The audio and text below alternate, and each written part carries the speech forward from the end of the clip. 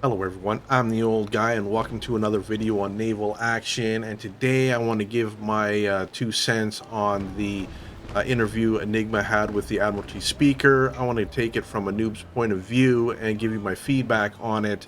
And I want to thank Enigma for making that video. The full interview is linked in the description below. It was fantastic, and usually I don't do videos like this, but I am looking for more naval action content, and I thought that this would be a good one. So we've got a lot to talk about. Let's get started.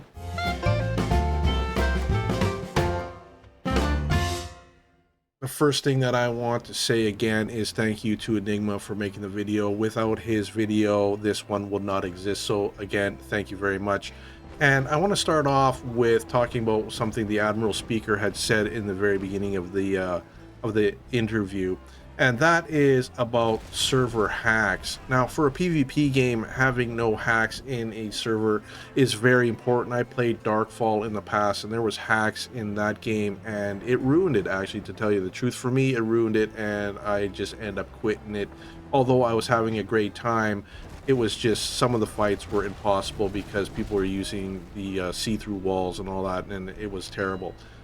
I'm really glad as a new player and as a person who's played PvP games before to realize that he has done this.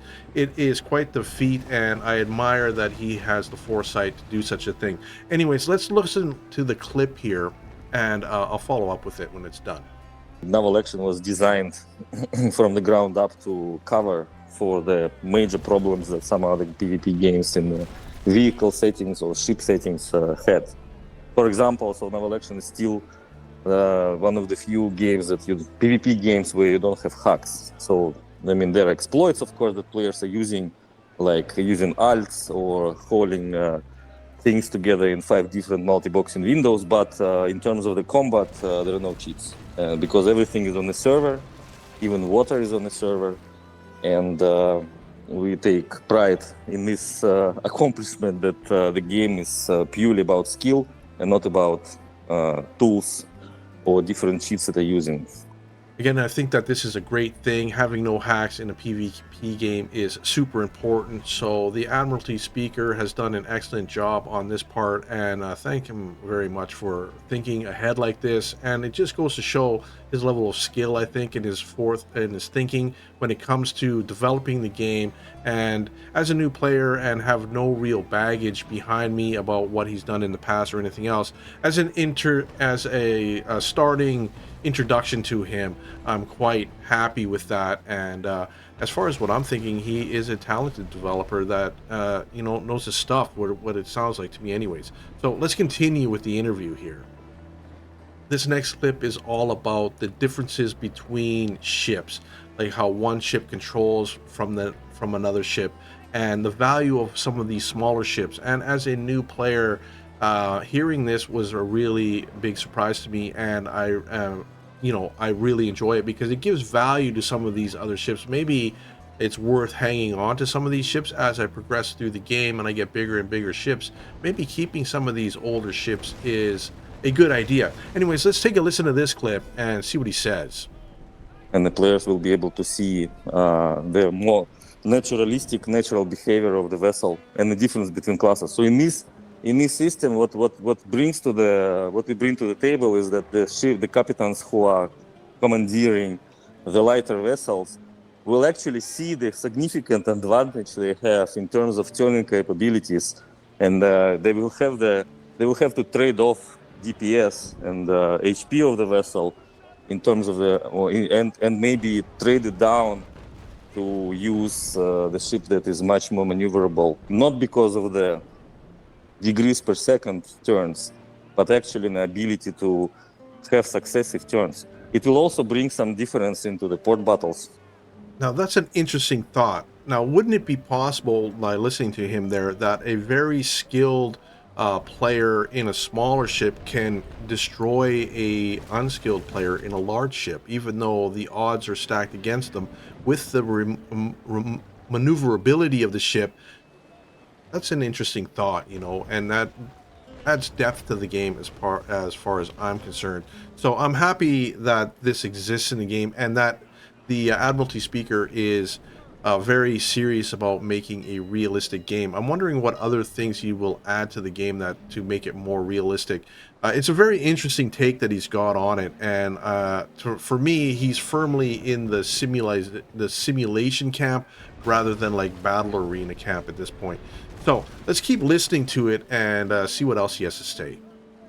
All right, this next clip is about roaming fleets, and as a person who enjoys PvE content as well as PvP content, the roaming fleets is an interesting idea. Like in Port Royal, there are treasure fleets and all this stuff that you can go after, and some of them are quite large, and some of them are easy. So, and it also gives a central location, so you don't have to really hunt for um, ships. Anyways, let's listen to this clip here and see what kind of PvE content the Admiral Speaker has in mind here. And in terms of HDFs, yes, we want to bring roaming fleets to the map. Previously, they were all located in capitals because their role was actually different. It was accidental discovery, just like many features in Naval Action. The HDF fleets were designed to protect the capitals because we didn't have lots of green zones at the time, and they were supposed to attack everybody who is coming to the capital to hunt new players.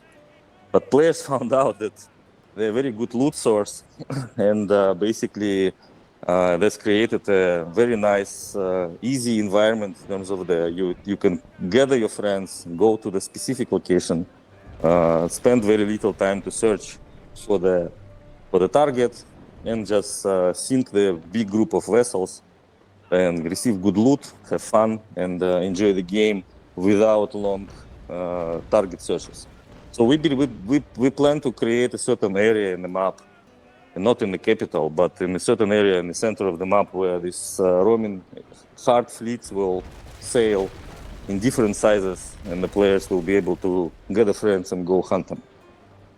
So again, an interesting feature that he's adding, he's going to move what I think he was saying is that there used to be NPC fleets that protect harbors, and the players would exploit those because they were easy to find and they gave good loot. So now he's moved them to the center of the map somewhere, and they're going to sail around, and they're always going to be kind of in the same location. So players can go out there, have a little bit of an NPC challenge, test out their skills and all that, and gain some good loot in the meantime. So this is all great content. It gives a lot of things to do, and the more to do, the better. I'm wondering if he's going to mention more about the PvP in the future. Is a big thing. Without PvP, then it's not a PvP server. Anyways, and also like PvE content can get boring as well. So hopefully there's some spice to it here.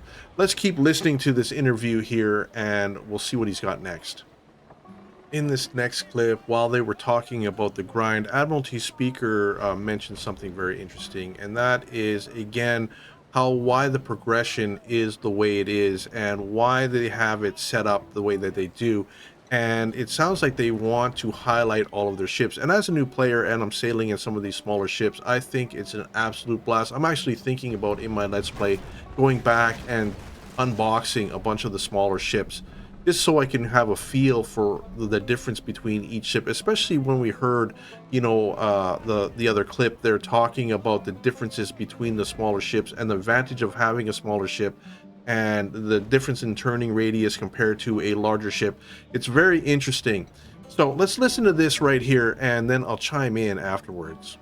And another thing is that system was giving the player a disservice of missing out on beautiful lighter vessels, and that was if you notice, or if you really decide to level up, but you will see that you actually now have to pass through multiple lighter vessels and see the differences between all of them and see them in action.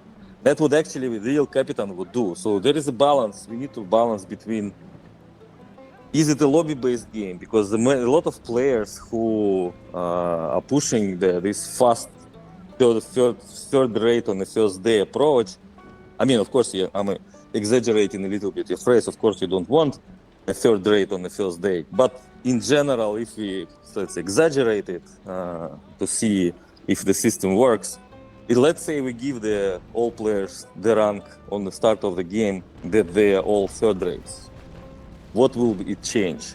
If you analyze this metaphor, you'll see that nothing will change. They will still have to make money. They will still have to find groups. They will still be ganked, and they will have to replace the losses, and they will have to find targets. So in general, but at the same time, they all miss, because after the third raid, there are how many ships? Like 10, 12 ships. So they'll miss 45 vessels. They will not be able to try them. They will not see the beauty of those ships in combat.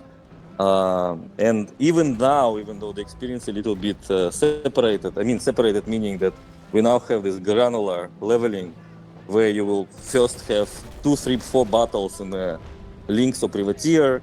Then you'll trade up to the Brig because there will be not enough crew. You'll trade up to the Rattlesnake. Then you'll trade up to Renoma Cerberus. And then after Trink, you can, because of all the ships now have undercrew, you can sail a much bigger vessel in a smaller crew. So it's interesting that he has designed it on purpose. And I believe that he was talking about in the past, you could level up real quickly and get into a third rate or something like that very quickly, like in a day or so, and it didn't really do anything for the retention of the game. And so now he's going back to, let's enjoy every ship and slow the player down so that they are kind of encouraged to sail more than, a large ship right away. Kind of work their way up through the ranks of the ships, and as a new player, I'm finding it really fun to do that, and it's set up perfectly for it. And I think the progression is great. Like, I'm always feeling a sense of accomplishment when I build a new ship, or I unlock a crafting thing, or I sink a bigger ship. Like, the progression is noticeable every day, and that's what I look for in an MMO, and it's great. I think it's perfectly balanced at the moment, to tell you the truth. I couldn't think of anything to actually change it as far as the new player experience is concerned. I think it's fine. In some ways it might be actually a little bit too fast, because I can make a lot of money just doing some simple stuff, and maybe too much money as for a new player. Anyways, let's go move on to the next clip. Now, one of the hottest topics on the Discord and on the forum is that PvP doesn't make any money, and people that want to enjoy PvP are forced to, do crafting or do hauling and all that business. And it's understandable. If you don't enjoy those things, then why are you playing the game? And I kind of agree with that at the moment. It is an MMO. There's crafting in MMO and all that. And if you don't embrace all aspects of the game, then like there are games that do certain aspects of this better. There's battle arena games and all that. But Admiralty Speaker has some solutions to that I find very interesting, and the solutions keep in mind the crafters and everything else, because I believe to have a really good PvP server, you need crafters in it. And I would hope that I can convince some people in the PvE server to come over to the PvP server, because we need you over here. We need you badly, and I'll show you why. Let's listen to this. Maybe the issue is not the grind that we don't see, is the issue of XP. Maybe players are okay in progressing in different ships, and the problem is in money. So they can't fund PvP because PvE is boring, and that's why customers dropping. But PvP is unaffordable. So we are solving this by trying to solve this by, first of all, giving leaderboard rewards for top PvP players. We are working on the ranked mode for top PvP players, but for normal PvP players, reals for damage automatically paid to the bank account will come back, and will come back with a patch. So whenever, even if you lost the battle, you'll be paid by the Admiralty for for all the damage you inflicted. So, and the payment will be enough to cover expenses for your next trip. So in general, PvP, just like PvE, because, for example, we initially were against this because we thought the players will exploit this to death, but we finally realized that if we try to kill all the exploits, we will just kill the players as well. because constantly blocking mechanics and features because of the alts just ruins the gameplay for normal people. So, for example, that's why we don't give PvP rewards. Didn't give them before because we were so scared of the alts that we basically ruined the gameplay for all normal players, and actually increase the problem because ruining the game for normal players creates more incentive to use the alts. So in general, we're gonna cut this Gordian knot by implementing significant PvP rewards for damage, even if you lost. So you can just jump into Trinkamare, sail out, fight, and if you lost, the money for damage you inflicted, the more damage you inflicted, you get a lot more money. Another problem that we missed when we implemented the patch is that in PvP, the combat is actually requires significantly more resources, especially if it's not just a gank, but especially if it's a skill-based long battle, where you consume chain, you consume grade, you consume repair several times, you have multiple repair cycles during the battle, and you have to actually shoot the real gunpowder all the time. So gunpowder is staying. We liked it a lot. We like it a lot, even as because it brings the, so to speak, the force to the universe, because it solves a lot of problem in terms of the economy as well. It gives purpose to crafters. Finally, something useful, because this is what people were always asking, like, make economy player driven and useful, so the crafters can feel useful in the game. And this is an interesting take. And I'm glad that he talks about crafters, because like I said before, I think that crafters have their place in a PvP server, like a really good one. They need them in there. And this gives them an incentive to come to the PvP server. Having gunpowder and all that, and then actually having the PvPers make money other than crafting, so they can do the thing that they like, and they can go and inflict damage on an enemy and then get paid by the Admiralty directly. Even if you lose, that they're going to come back to port and they're going to start buying your gunpowder and stuff. So as a crafter myself, I am really happy about this, that he's kept this in mind. And I think the gunpowder and cannonballs and all that is a fantastic idea, because it gets people out on the ocean. There's haulers and everything else, and there's people that actually will enjoy hauling. Like, I enjoy hauling back and forth and making money and everything else. And honestly, I could see myself playing it just to make money, just to watch that number go up and sell my goods to other players, and all that would be fantastic. I do want to do some PvP, however. I'm still a noob and I'm working my way up, but this has given me a lot of hope as new players that there is a future here, because what he sounds like, he's trying to develop the PvP, and I think he's on the right track, and he's taking a lot of cues from EVE Online at the way they treat their crafters and everything else. So I think this is a good thing. And it explains sort of the grind as well. Like, if you go all the way up to the max level, does it actually solve anything? And I don't know. He has way more experience, and I hear that he has tried it over the last 10 years and it has failed, and now he is building the game that he wants. So it's interesting. I'm glad that I've listened to this entire video and his interview, because usually I would just dismiss what the developers have because I just want to play the game. But I'm glad that this is my first introduction to him, and he seems pretty reasonable to me so far. Anyways, let's take a look at another clip here, and I'll come back. In this next clip, the Admiralty speaker is talking about, like, if all of his plans go together, what will it look like? And it gives kind of an overview of where he is thinking from, and he is thinking very much on a PvP level, how to maximize the amount of PvP, and why they've brought in the cannonballs and the gunpowder, and why he's making people haul stuff back and forth, and he's removed all the passive incomes. So let's take a listen to this. Once we bring PvP rewards, we believe that some of course, PvP players will come back and start playing again. And because the combat is exciting, PvP combat, I mean, and this feeling of hunt, that you're hunting someone, and you see real players that are doing real stuff in the world, that creates the the exciting feeling that you are part of the living environment. It's not like a dead sea, so to speak.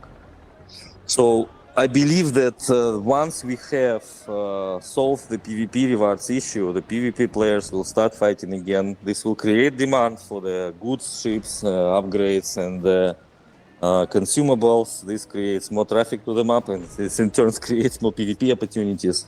And the HDF fleets also will be an area that will involve some PvP, group PvP, especially because the HDFs are big. So that's why you need a group. So other players also will try to get them, or maybe fight you, and maybe get the results out from your holds and bring them back for themselves. So again, I think that he's on the right track. He's thinking about PvP, and you bring in all these things. You give PvPers rewards for fighting. They get money through fighting, and the fighting, even if you lose, will pay for all the PvP that they want to do. In turn, the PvP player spends the money in the market and gives it to the crafters and everything else, and makes their efforts worthwhile, and buys ships and everything from there. It's as far as I'm concerned, it sounds like the perfect mix at this point, and I'm hoping that he follows through with all of these ideas. I think that they're great. And then also adding in, he mentioned, the roaming fleets. You throw those in the mix as a PvP incentive. You have people going out there, and then you can gank the people that are actually doing the fights, or fight alongside the NPCs maybe, or loot their husks and run away. Like, that was a common thing in Eve, and it just adds depth to the entire game, right? So I think that the Admiralty speaker has some fantastic ideas. I'm not sure how it was before, but the way that he's describing it right now, like, as a person who enjoys PvP and crafting, like, it sounds like a perfect mix to me at the moment. It sounds great, and I'm looking forward to the next clip here. The next bit here is talking about the world speed. Now, honestly, I thought that maybe that this was be a good idea, is to speed it up. It can take a little while to sail around and everything. It's not extremely bad, but if you want to sail from one end of the map to the next, it would take a very, very long time. I've been just floating around the noob zone, and it's pretty good. It's not too bad, and I want to move to an area where the islands are even closer, so I don't think I'll have too much issue with it. But personally, I thought maybe speed it up just a little bit. But the Admiralty speaker has a very quick clip here about it, and I'll let it play here. Yeah, no. The open world speed is not fine. But it's not bad. The problem is that you cannot have it faster. In the current world, if you make it faster, you will have significant issues with the desync, in terms of if one player is in one location of the world and another player is in another location of the world. So the consistency is already not enough, because when we launched, the open world speed was much slower. So when the game launched, when the online was 5,000 and everybody loved the game, the speed was much slower than now. And it was consistently increased by request of players that we eventually found so to speak, the threshold above which we cannot go. So the current world speed cannot be increased. So there you go. That's a quick answer. It cannot be increased. It's as fast as it's going to get. And I'm fine with that, actually. It's not too bad. And I think it's kind of important, because the lows give the highs a lot more. If it was just action, I would probably get bored of it.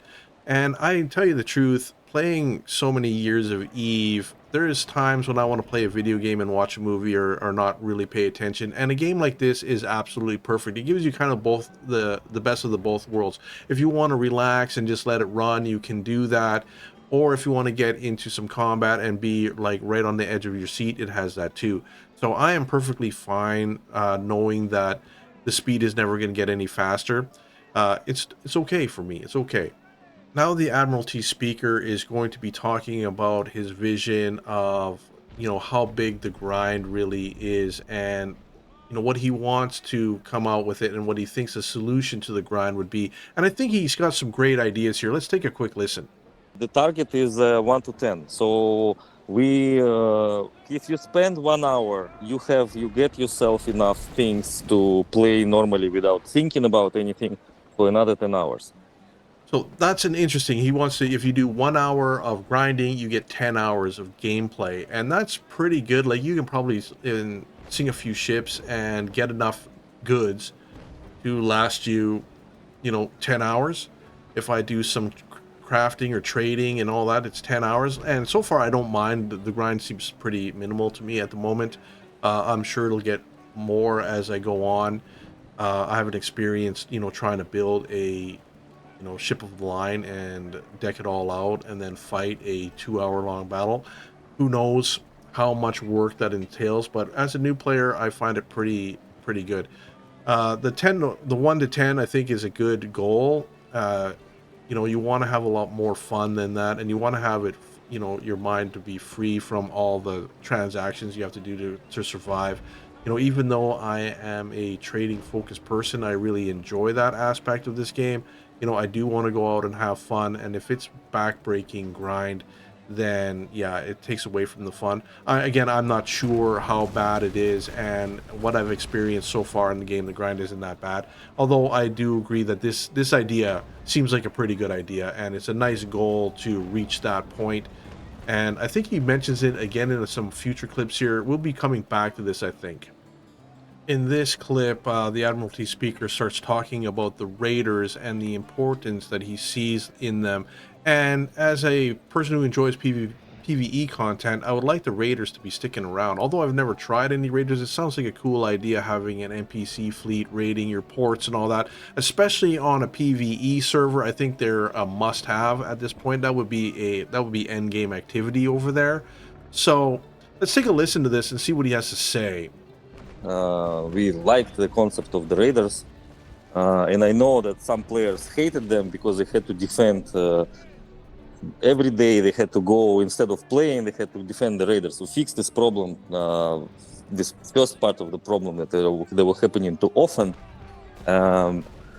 And the second part, we're going to increase the incentives to get them. But even with the old system, when we reduced their number, we got multiple complaints from PvE servers specifically, and from the PvP server players who enjoyed getting these simple port battles because it's an organized group event that provides you with a good enemy that is sailing straight in a nice, beautiful line, and it is a good battle where coordination is important. So I think that fixing the PvP rewards again will actually bring the incentives to get the raiders as well, because if they drop good models, sometimes players will want to go to them.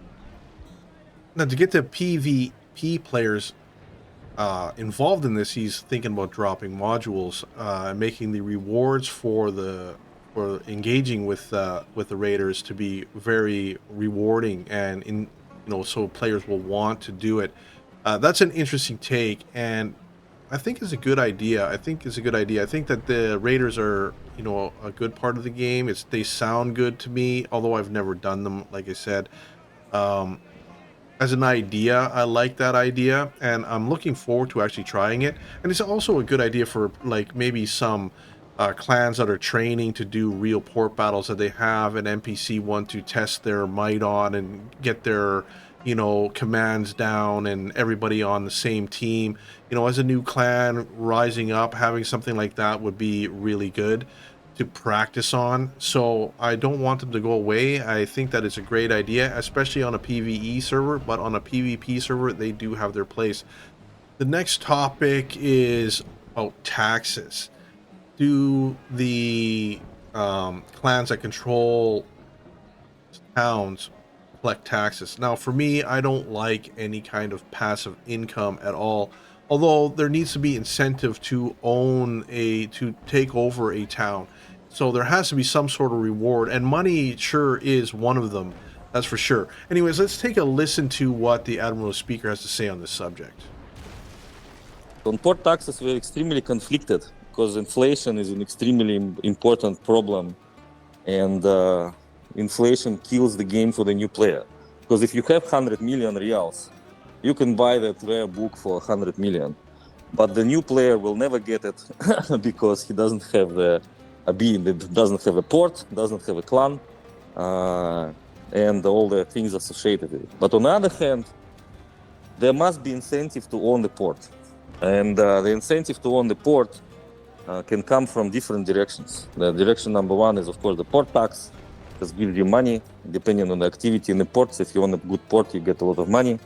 The second part is old system that we had but had to remove because players complained, is that unique port bonuses, meaning not the universal port bonuses like the system where you joined, but before we had unique port bonuses a la similar to the system that several old school MMOs had, where basically if you control Cartagena, you sort of control the super artifact that gives all ships built in Cartagena the ability to be stronger.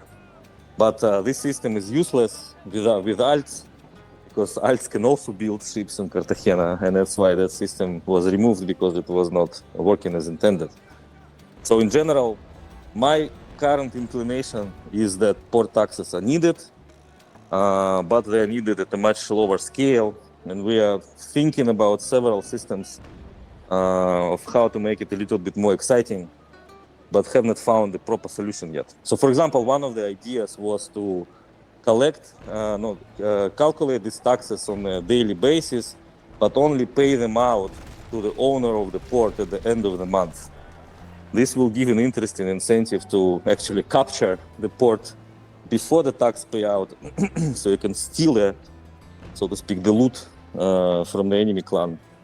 But on the other hand, this can be exploited by friends, so you can ask a friend to attack a port. I mean, not even an alt. You can just ask a friendly clan in the enemy nation, please attack and save us. So with current view is that with just normal taxes paid daily can return. There is a good chance that they will return. Throughout this interview, he's been doing a lot of his decisions on trying to stop alts, and he's come to the realization that fighting the alts may not be that great because it kind of wrecks the game in a way, and they're losing players from it. So now maybe he's changing his mind a little bit and he's softening on the alts. Like, if people want to do that kind of stuff, I don't see, let them do it. If they have fun, doing multi-boxing and all that. I used to multi-box in EVE Online all the time, and I had a lot of fun doing it. So if people want to do that, then so be it. Interesting to think about taxes. That's a interesting thing, and inflation and all that's in the game. And it sounds like he is trying to build the economy, have a player-run economy, get it up and running and all that. And I really hope it succeeds, because that would be, I think the economy right now is pretty good. If it was even better and there was taxes and all that, and giving PvPers money to spend on stuff, that'd be, it's a positive to me. It's a positive. Here, the Admiralty speaker is going to kind of sum up his vision on all the stuff that we have talked about so far. The conclusion of the vision, the gunpowder, the ammo, that stuff, the progression, the whole 9 yards, the PvP rewards, all that. Let's see how he sums all of this up. You don't need to. You get things only by sailing at sea.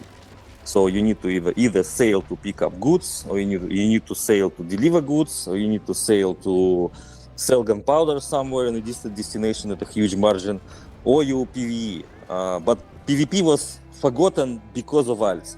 So every activity should be sustainable if you only want to do this activity. And the current mistake in the design is that PvP and RVR are not supporting themselves. So if you take this logic and bring it to the conclusion, then of course RVR taxes should come back, and PvP should pay for damage, plus give XP and pay for extra achievements in the leaderboard. So in this case, I think that the system will then start balancing itself, because PvP players, if they make more money, they buy more gunpowder. Traders now can hold more and sell more money, make more money as trading. So in general, this all will nicely tie together in one working mechanism.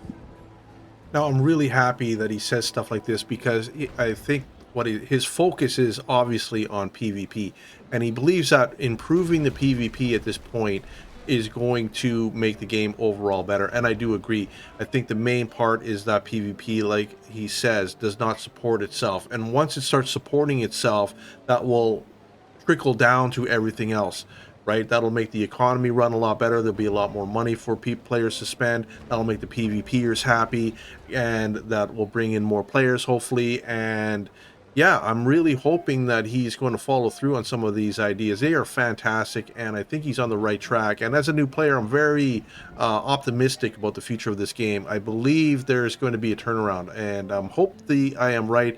And I might be ridiculed by the older players at this point because I am fanboying quite a bit here. But you know, I am truly having a fantastic time. I've not been hooked on a game like this for many years, and I think it's great. And all I want to do really is play.